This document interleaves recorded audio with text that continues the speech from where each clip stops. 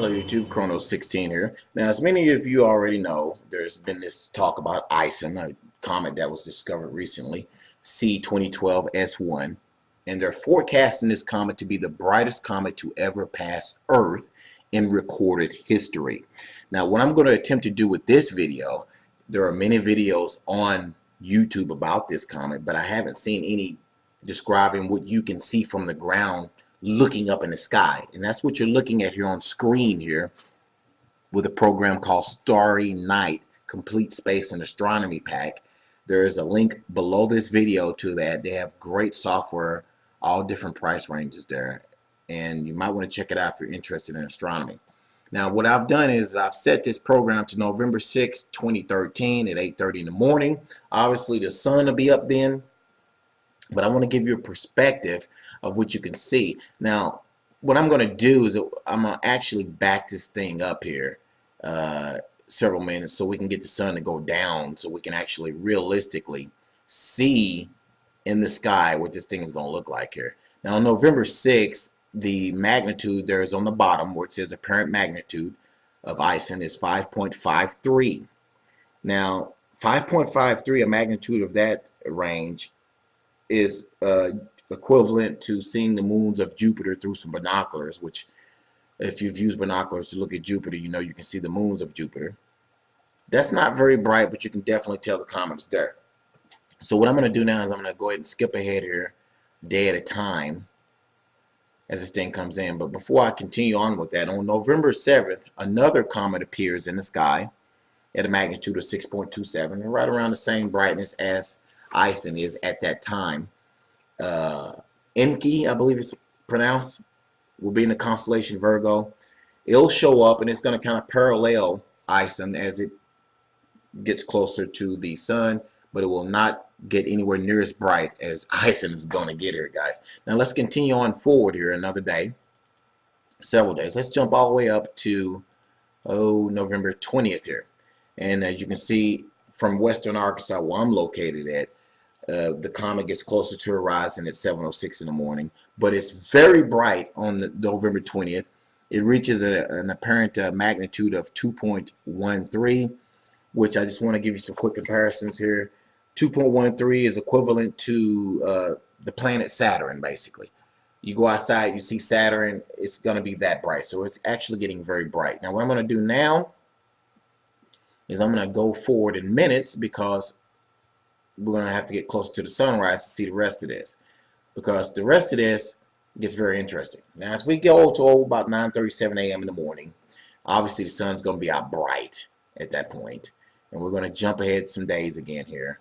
And as we get closer to the 28th, where the comet reaches its maximum brightness, we go to the 26th and we see that the comet is a minus 1.62, which is equivalent to the brightest star Sirius, or actually the planet Jupiter, and approaching the brightness of Venus, which is a minus 4, still a ways off.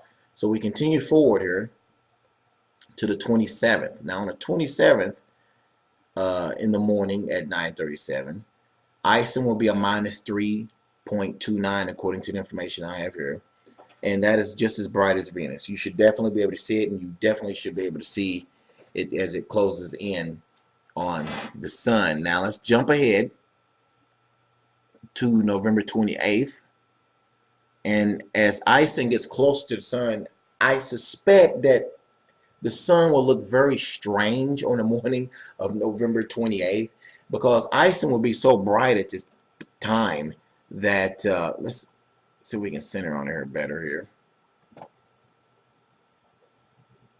Alright, ISON will be so bright at that time when it gets right in there on the sun. And this is getting hard for me to see, because one, when it starts merging with the sun, it's kind of hard to get a pointer at this thing here.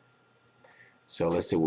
Okay, so what we got here is on that morning, ISON will be a minus 7.73, which is minus 7.73 is just as bright as a crescent moon. Now we all know what a crescent moon looks like, so it's going to be that bright in the morning time around 9:37 from western Arkansas. Now let's go ahead and skip ahead minutes to in the evening time, okay, because this is where it really gets interesting. Right before sunset here in western Arkansas, as the day goes on, I want to go ahead and make a note here. As the day goes on, ISON gets brighter and brighter and brighter. And again, I suspect, I'm only guessing here, that the sun will start to look really strange because of what they're saying this thing is going to look like as it closes in on the sun.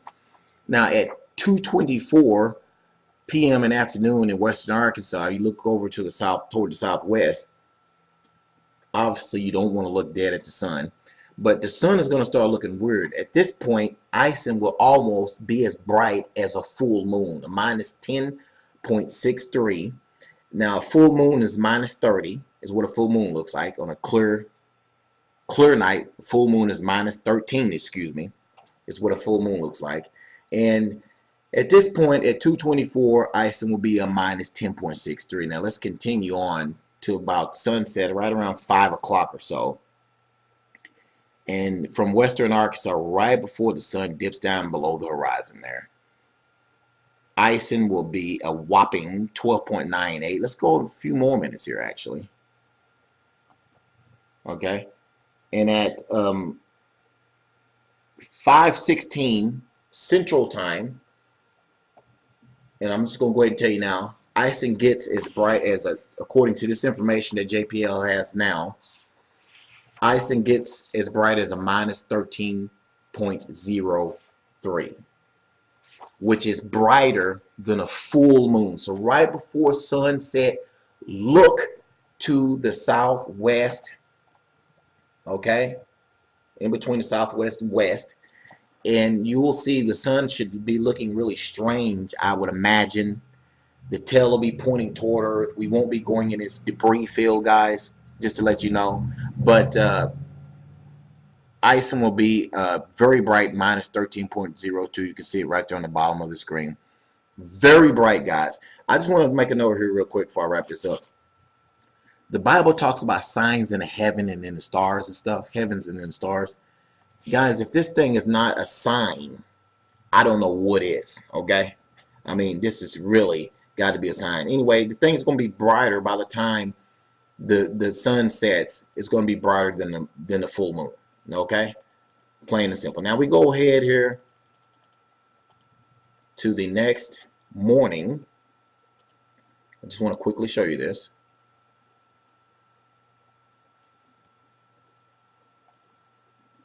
Okay, let me make sure I get this on there. We go ahead to the next morning there at about 10:16 in the morning. Anyway, the comet will emerge on the other side, and it'll only be as bright as a minus 5.29. Still should be very visible, but right before sunrise, you should definitely be able to go outside and see the tail of this thing. Right before the sun comes up, the tail will be stretching halfway across the sky, guys, out toward the let's take a look here real quick. Out toward the northeast, you should be able to see the tail of ISON as the sun comes up on the morning of November 29th. Anyway, I hope this video was helpful to you guys. Like I said, I just wanted to make a video to give you guys a glimpse of what it would look like from the ground from western Arkansas.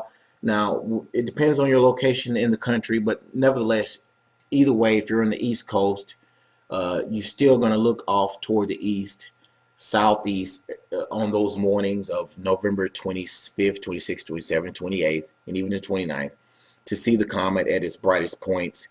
You look off toward the east, southeast, you should definitely be able to see the comet in the sky. This thing is going to be spectacular. Hopefully, if it doesn't fall apart like Elenin did. And real quick, I want to throw in here, there's no evidence this thing is going to hit Earth or we're going to go in this debris field of its tail, okay? So I just want to debunk all that before that gets started. Anyway, it's going to be very interesting times in 2013. Keep your eye on the skies, guys, because I tell you, just like the Bible says, we are living in the last days, and this is definitely signs in the heavens, just like the Bible speaks of. Thanks for watching.